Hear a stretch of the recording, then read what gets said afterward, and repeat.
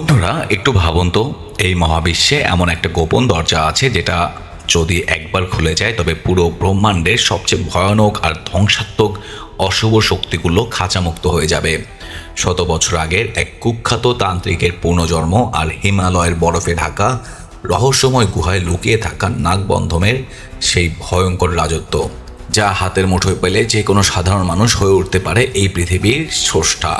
জি হ্যাঁ বন্ধুরা, the Paris spirit চ্যানেলে আপনাদের সবাইকে স্বাগতম।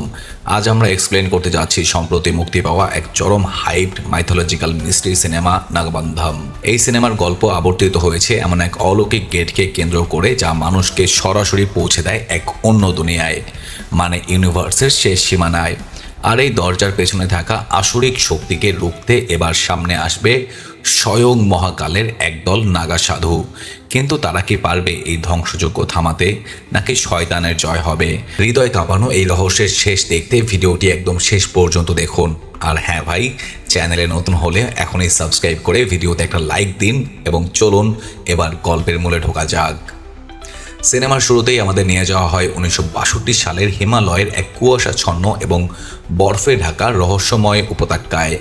সেখানে টেসলা এবং জুলফি নামের দুই অভিযাত্রী এক প্রাচীন এবং নিষিদ্ধ বইয়ের সন্ধানে ঘুরে বেড়াচ্ছিল, যার নাম নাগাবন্ধম।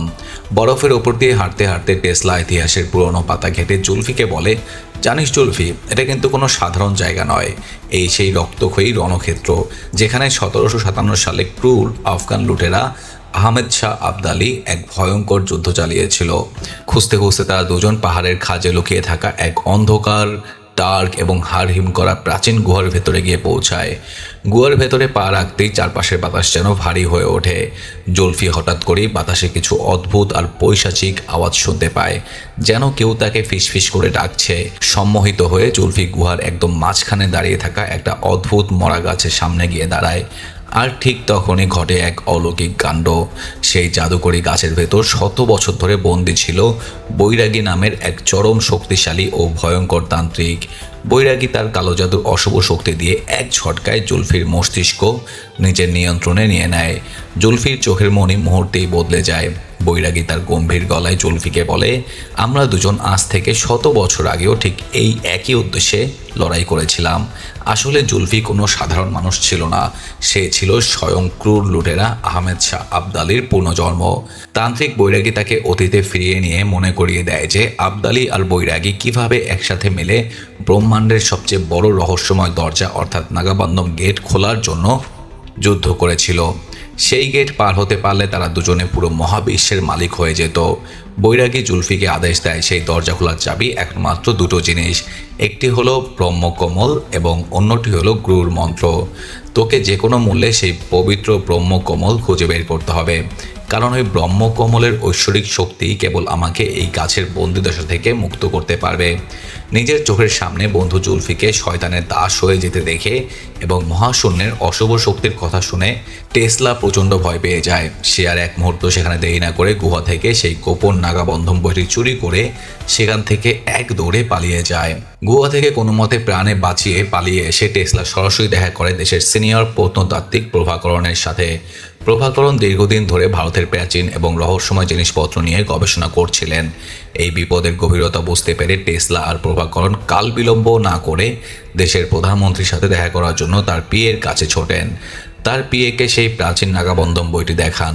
বইয়ের গায়ের অদ্ভুত চিহ্ন আর তার ভেতরের অতি প্রাকৃতিক ক্ষমতার কথা জানতে পেরে পিএ সহ সবাই শকড হয়ে যায় এবং পরের দিনই প্রধানমন্ত্রীর সাথে একটা হাই লেভেল মিটিং ফিক্সড করার কথা দেন।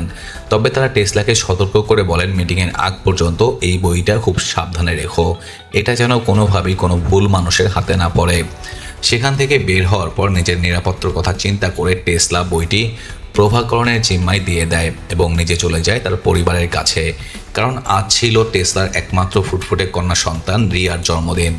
জন্মদিনের আনন্দ উদযাপনের জন্য টেসলা তার স্ত্রী প্রতিজ্ঞা এবং ছোট্ট রিয়া শহরের একটি চার্চে প্রার্থনার জন্য এসেছিল। কিন্তু কে জানতো এই আনন্দের মুহূর্তেই নেমে আসবে এক চরম অন্ধকার। হঠাৎ করেই চার্চের শান্ত পরিবেশ ভেঙে চুরমার হয়ে যায়। শয়তানের দাস জুলফি তার একদল সশস্ত্র গুন্ডা নিয়ে চার্চের দরজা ভেঙে ভেতরে ঢোকে। চার্চের ভেতরের মানুষগুলো ভয়ে চিৎকার করতে শুরু করে। জুলফি টেসলাকে চারিদিক থেকে ঘিরে ফেলে এবং হিসিয়ে বলে, যদি নিজের আর পরিবারের ভালো চাস তবে নাগাবন্ধন বইটি এখনই আমার হাতে তুলে দে। কিন্তু টেসলা ততক্ষণে বুঝে গিয়েছিল যে জুলফির উদ্দেশ্য কতটা ভয়ানক। এই বই শয়তানের হাতে যাওয়ার অর্থ পুরো পৃথিবী ধ্বংস হয়ে যাবে। তাই নিজের জীবনের পরোয়া না করে টেসলা বইটি দিতে পরিষ্কার মানা করে দেয়। অন্ধ রাগে পাগল হয়ে জুলফি ক্রূরতার সব সীমা পার করে দেয়। সে ছোট্ট অবুঝ শিশু রিয়ার চোখের সামনেই তার বাবা টেসলাকে তরোয়াল দিয়ে কুচি কুচি করে কেটে ফেলে। শুধু তাই নয়, রিয়ার মা প্রতিজ্ঞা, যে কিনা সেই সময় সন্তান সম্ভবা, তাকেও জুলফি অত্যন্ত নির্মমভাবে হত্যা করে। মায়ের পেট থেকে রক্ত ঝরে মেঝে লাল হয়ে যায়, কিন্তু পাষণ্ড জুলফির বুকে একটু দয়া জাগেনি। নিজের চোখের সামনে নিজের বাবা মায়ের এই নৃশংস হত্যাকাণ্ড দেখে ছোট্ট রিয়ার কলিজা ফেটে কান্না আসে। কিন্তু সে ভয় না পেয়ে চোখ ভরা জল আর বুক ভরা রাগ নিয়ে জুলফির দিকে তাকিয়ে চিৎকার করে বলে, মনে রাখিস জুলফি, তোর এই পাপ আর জঘন্য কর্মের হিসাব এই পৃথিবীতে স্রষ্টা কোনো না কোনো রূপে অবশ্যই আসবেন। এরপর গল্পের দৃশ্য পরিবর্তন হয় অন্য এক গ্রামে, যেখানে আমরা দেখতে পাই আমাদের সিনেমার হিরো রুদ্র এবং তার আদরের বোন মনসাকে। তারা দুজন সর্পদেবীর মন্দিরে পূজার জন্য এসেছিল, কিন্তু সেখানেই মনসার এক অহংকারী খালা মনসার উপর চাপ সৃষ্টি করে যেন মনসা তার বখাটে ছেলে ভীষ্মকে বিয়ে করে। কিন্তু মনসা এই বিয়েতে সাফ না করে দেয়, কারণ সে রাজু নামের এক সাধারণ ছেলেকে ভালোবাসতো এবং মাত্র কয়েকদিন পরেই তাদের বিয়ে হওয়ার কথা ছিল। মনসার এই সরাসরি প্রত্যাখ্যান মেনে নিতে না পেরে খালা রাগে গজগজ করতে রুদ্রকে তাচ্ছিল্য করে বলে, তোর মা তোকে কেন ডাস্টবিন থেকে কুড়িয়ে এনেছিল তার তো ঠিক নেই, তুই আমাদের পারিবারিক বিষয়ে কথা বলার কে? এই অপমানজনক কথা শুনে মনসা প্রচণ্ড রেগে যায়, কারণ রুদ্রকে সে নিজের আপন ভাইয়ের চেয়েও বেশি ভালোবাসত। রুদ্র আর মনসার এই ভাই বোনের সম্পর্ক ছিল একদম আত্মিক। রুদ্র তার বোনের হাসির জন্য নিজের জীবন বাজি রাখতে এক সেকেন্ডও ভাবত না। ঠিক সেই রাতেই ঘুমানোর সময় রুদ্র একটা হাড়হিম করা অদ্ভুত স্বপ্ন দেখে। সে দেখে তার চারপাশ জুড়ে হাজার হাজার বিষাক্ত সাপ কিলবিল করছে, আর একটা কুয়াশায় ঢাকা রহস্যময় নারী চুপি চুপি একটা প্রাচীন মন্দিরে ঢুকছে সেই পবিত্র ব্রহ্মকমল চুরি করার জন্য। ঘুম থেকে জেগে ওঠার পর রুদ্র কিছুতেই এই স্বপ্নের মানে উদ্ধার করতে পারে না। এখন গল্পের মোড় ঘুরে ভারতের বিখ্যাত পদ্মনাভ স্বামী মন্দিরের দিকে, যেখানে প্রধান পূজারী ছিলেন অচ্যুত। তার দুজন শিষ্য ছিল, একজনের নাম পার্বতী আর অন্যজন প্রিয়ম, যে কিনা মাত্র কিছুদিন আগেই বেদ শিক্ষার জন্য সেখানে যোগ দিয়েছিল। উৎসবের এক রাতে বিশেষ পূজার জন্য পূজারী অচ্যুত রঙ্গনাথ মন্দিরের গোপন চাবি নিয়ে গর্ভগৃহে প্রবেশ করেন। তো বন্ধুরা, এখানেই আমাদের দর্শন হয় ভগবান স্বামী নারায়ণের এক অতি অলৌকিক ও সুন্দর সাহিত্য রূপের, যাকে শেষ শাহী রূপ বলা হয়। নারায়ণের নাভি থেকে একটা ঐশ্বরিক পদ্মফুল বের হয়েছিল, আর ঠিক তার উপরেই জ্বলজ্বল করছিল সেই অলৌকিক ক্ষমতার অধিকারী ব্রহ্মকমল, যার সন্ধান স্বয়ং শয়তানের দল আর জুলফি করছিল। আর মাত্র কয়েকদিন পরেই মন্দিরে এক বিশাল উৎসব হওয়ার কথা ছিল। মনসা এবং তার পুরো পরিবারও বিয়ের জন্য এই গ্রামেই চলে এসেছিল। কিন্তু উৎসবের ঠিক আগের রাতে ঘটে যায় এক চরম অনর্থ। নতুন শিষ্য প্রিয়ম মাঝরাতে চুপি চুপি পূজারী অচ্যুতের ঘর থেকে চাবি চুরি করে গর্ভগৃহে ঢোকে এবং স্বামী নারায়ণের নাভি থেকে সেই পবিত্র ব্রহ্মকমল গায়েব করে দেয়। সে সেই ব্রহ্মকমল নিয়ে সোজা গিয়ে দেয় প্রত্নতাত্ত্বিক প্রভাকরণের হাতে।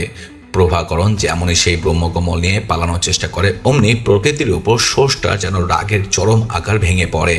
চারিদিকের আকাশ কালো হয়ে যায়, সাথে শুরু হয় ভয়ানক ঝড় তুফান আর বজ্রপাত। মন্দিরের রক্ষক অর্থাৎ শত শত ঐশ্বরিক নাগ বা সাপ প্রভাকরণের রাস্তা আটকে দেয়।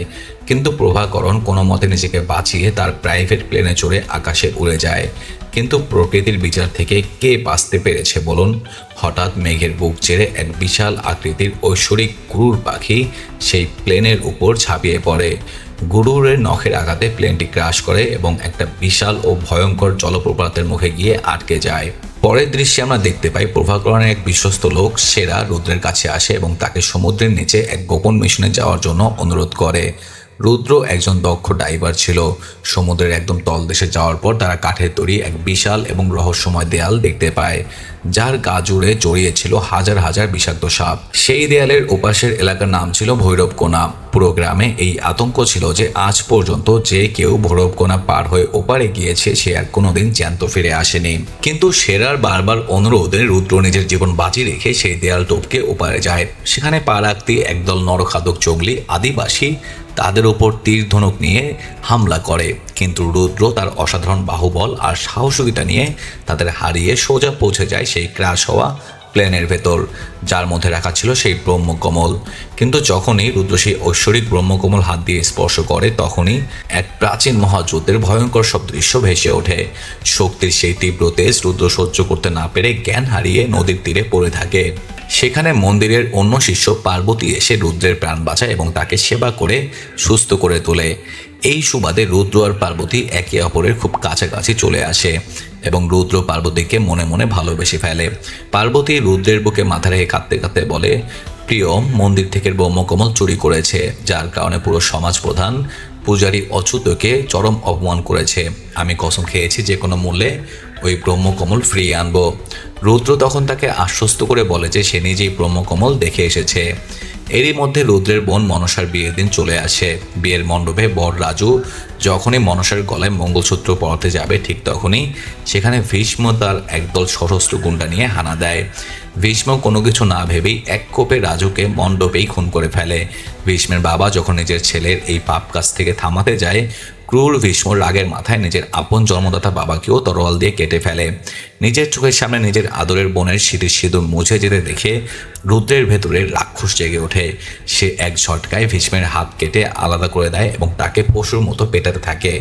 কিন্তু আদমরা ভীষ্ম যখন শেষবার মনসাকে মারতে এগিয়ে যায়, রুদ্র নিজের তরোয়াল দিয়ে এক কোপে ভীষ্মের মাথা ধর থেকে আলাদা করে দেয়। ঠিক তখনই সেখানে আধুনিক অস্ত্রশস্ত্রে সজ্জিত হয়ে এন্ট্রি নেয় স্বয়ং জুলফি এবং তার প্রাইভেট আর্মি। আর তারপর সেখানে শুরু হয় এক ভয়ঙ্কর রক্তের হোলি খেলা। জুলফির নির্দয় গুন্ডারা গ্রামের ছোট বাচ্চা, নারী এবং বৃদ্ধদের নির্বিচারে হত্যা করতে শুরু করে। রুদ্র একা সিংহের মতো লড়ে যাচ্ছিল, কিন্তু শত শত গুন্ডা তাকে চারিদিক থেকে ঘিরে ফেলে লোহার মোটা শিকল দিয়ে শক্ত করে বেঁধে ফেলে। এরপর যা ঘটে তা দেখলে আপনার কলিজা কেঁপে উঠবে।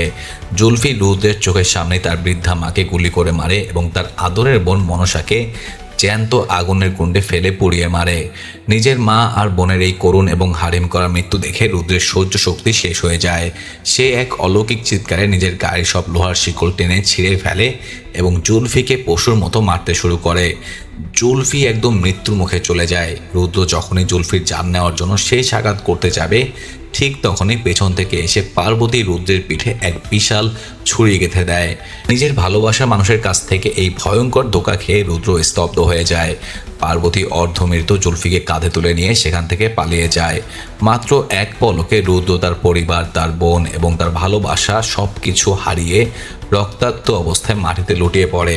ঠিক তখনই সেখানে এক রহস্যময় নাগা সাধু আসেন এবং রুদ্রের ক্ষতস্থানে হাত রেখে বলেন, রুদ্র, ভেঙে পড়ো না, তোমাকে তোমার জীবনের সেই আসল উদ্দেশ্য খুঁজে বের করতে হবে, যার জন্য ঈশ্বর তোমাকে এই পৃথিবীতে পাঠিয়েছেন।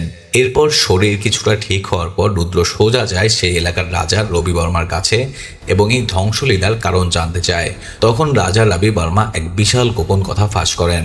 তিনি জানান যে কিছুদিন আগে জুলফি, সেরা, পার্বতী এবং প্রভাকরণ তার কাছে এসেছিল এবং তাদের যে কোনো মূল্যে ব্রহ্মকমল চাই। তাই রাজার সাহায্যেই পার্বতীকে পূজারী অচ্যুতের কাছে শিষ্য বানিয়ে পাঠানো হয়েছিল, যাতে সে ভেতরের খবর এনে দিতে পারে। রাজা রুদ্রকে বলেন, যদি পুরো সত্যিটা জানতে চাও তবে তোমাকে পার্বতীকে খুঁজে বের করতে হবে। রুদ্র পার্বতীর পিছু নিতে নিতে আবার সেই মন্দিরে পূজারী অচ্যুতের কাছে পৌঁছায়। সেখানে সে দেখে পার্বতী অচ্যুতের পায়ে পড়ে অঝরে কাঁদছে আর নিজের পাপের প্রায়শ্চিত্ত চাইছে। আর এখানেই পার্বতীর এই চরম ধোঁকার পেছনের আসল এবং ইমোশনাল সত্যটা সামনে আসে। আসলে পার্বতী এবং প্রতিজ্ঞা, টেসলার স্ত্রী, যাকে জুলফিকার চার্চে মেরেছিল, তারা দুজনেই ছিল প্রত্নতাত্ত্বিক প্রভাকরণের আপন মেয়ে। আর জুলফি ও টেসলা ছিল প্রভাকরণের ছাত্র। বহু বছর আগে যখন প্রতিজ্ঞা আর টেসলা প্রেম করে বিয়ে করেছিল, প্রভাকরণ রাগ করেছিলেন, কিন্তু নাতনি রিয়ার জন্মের পর সব ঠিক হয়ে যায়। তবে সেই কালো রাতে যখন জুলফি টেসলা আর প্রতিজ্ঞাকে নির্মমভাবে হত্যা করে, তখন প্রভাকরণ সেখানে পৌঁছেছিলেন। জুলফি প্রভাকরণকে বন্দি করে নাগবন্ধন বৈঠক কেড়ে নেয়, কিন্তু গেট খোলার জন্য তার ব্রহ্মকমলও চাই। তাই জুলফি টেসলার সেই নিষ্পাপ ছোট মেয়ে রিয়াকে কিডন্যাপ করে নিজের কাছে বন্দি করে রাখে এবং হুমকি দেয়, যদি রিয়ার জ্যান্ত মুখ দেখতে চাও তবে মন্দির থেকে ব্রহ্মকমল এনে দাও। পার্বতী তার একমাত্র ছোট ভাগ্নে রিয়ার জীবন বাঁচানোর জন্যই এই চুরির পাপ করতে বাধ্য হয়েছিল। আর এখন সে এখানে এসেছে কারণ জুলফির এখন ব্রহ্মকমলের সাথে সাথে গুরুর মন্ত্র লাগবে, যা শুধু পূজারী অচ্যুতের কাছে আছে। পূজারী অচ্যুত তখন সেই পবিত্র গুরুর মন্ত্রের লিপিটি রুদ্রের হাতে তুলে দিয়ে বলেন, রুদ্র যাও, শয়তানের হাত থেকে সেই নিষ্পাপ শিশু রিয়াকে মুক্ত করো, কিন্তু মনে রেখো জুলফি যেন কোনোভাবেই ওই নাগবন্ধম গেট খুলতে না পারে। ওদিকে শয়তান জুলফি সেই ঐশ্বরিক ব্রহ্মকমলের ক্ষমতা ব্যবহার করে তান্ত্রিক বৈরাগীকে সেই গাছের বন্দিদশা থেকে চিরকালের জন্য মুক্ত করে নেয়। এবার তারা দুজনে পৌঁছায় বিখ্যাত বিরাট পুরুষ মন্দিরের মাটির নিচের গোপন কুঠুরিতে। সেখানে লুকিয়ে আছে সেই রহস্যময় নাগাবন্ধন গেট। সেখানে জুলফি রিয়ার সামনে বৃদ্ধ প্রভাকরণকে গুলি করে মেরে ফেলে, কারণ তার কাজ শেষ। তান্ত্রিক বৈরাগী জুলফিকে বলে, আমাদের পূর্ণিমার রাতের আগেই যে কোনো মূল্যে এই তান্ত্রিক যজ্ঞ শেষ করে দরজা খুলতে হবে।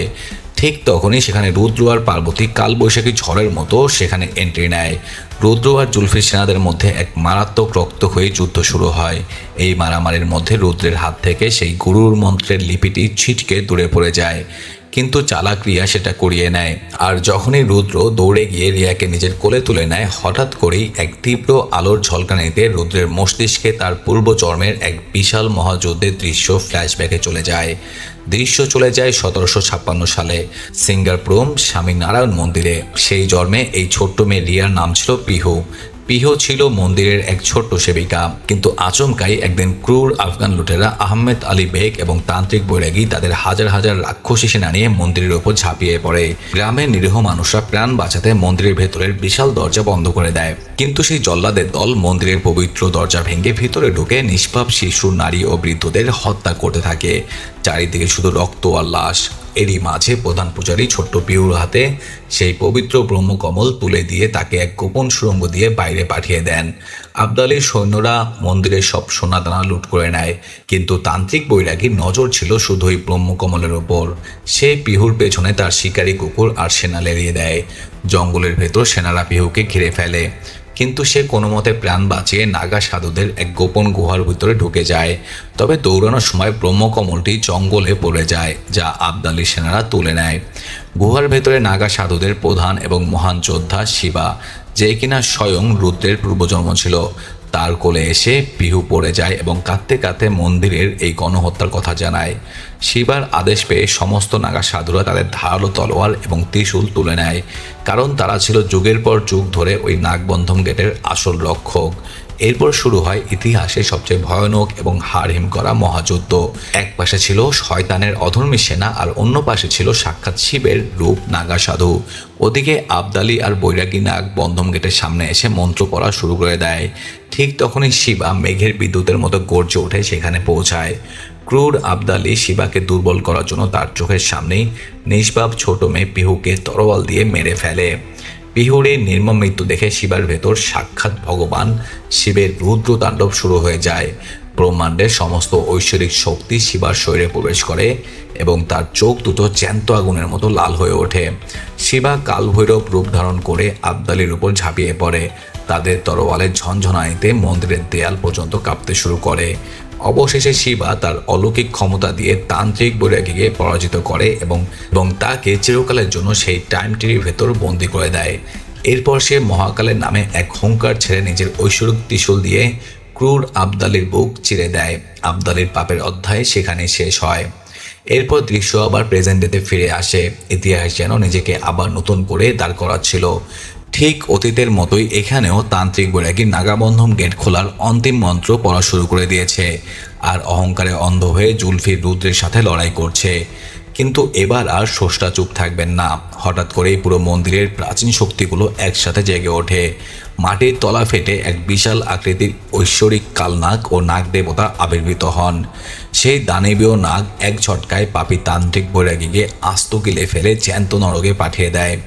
এই অলৌকিক দৃশ্য দেখে জুলফির হাত থেকে তরোয়াল পড়ে যায় এবং তার ফুস উড়ে যায়। জুলফি কিছু বুঝে ওঠার আগেই রুদ্র মাটি থেকে স্বয়ং মহাকালের সেই পবিত্র ঐশ্বরিক ত্রিশূল নিজের হাতে তুলে নেয়, আর আকাশ পাতাল কাঁপিয়ে হর হর মহাদেব স্লোগান দিয়ে সেই ত্রিশূল এক টানে জুলফির বুকের মাঝখান দিয়ে আরপার করে দেয়। জুলফি রক্তবমি করতে করতে ছটফট করে সেখানেই তার পাপিষ্ট প্রাণ ত্যাগ করে। আর এভাবেই রুদ্র আরও একবার নিজের জীবন বাজি রেখে সেই নাগাবন্ধন গেটকে খোলার হাত থেকে এবং এই পুরো ব্রহ্মাণ্ডকে ধ্বংসের হাত থেকে বাঁচিয়ে দেয়। তো সিনেমার শেষে আমাদের এক অত্যন্ত গভীর ও সুন্দর শিক্ষা দেওয়া হয়। এই পৃথিবীতে যখনই অধর্ম, অন্যায় আর শয়তানি শক্তি মাথাচাড়া দিয়ে উঠবে, তখনই ভগবান বা স্রষ্টা এই ধরাধামে কোনো না কোনো রূপে অবতার নিয়ে সেই অসুরদের সর্বনাশ অবশ্যই করবেন। আর এরই সাথে শেষ হয় এই অসাধারণ এবং চোখ ধাঁধানো মাইথোলজিক্যাল সিনেমা নাগাবন্ধম। তো বন্ধুরা, পূর্বজন্ম আর বর্তমানের এই মেলবন্ধনের তৈরি মুভিটির স্টোরি আপনাদের কেমন লেগেছে কমেন্ট বক্সে আপনাদের মতামত অবশ্যই জানাবেন। ভিডিওটি ভালো লাগলে বন্ধুদের সাথে শেয়ার করতে ভুলবেন না, একটা লাইক দিবেন। আর এইরকম ধামাকা মুভির এক্সপ্লেনেশন পেতে আমাদের দ্য ব্যাড স্পিরিট চ্যানেলটি এখনই সাবস্ক্রাইব করে রাখুন। দেখা হচ্ছে পরের ভিডিওতে, ততক্ষণের জন্য টাটা।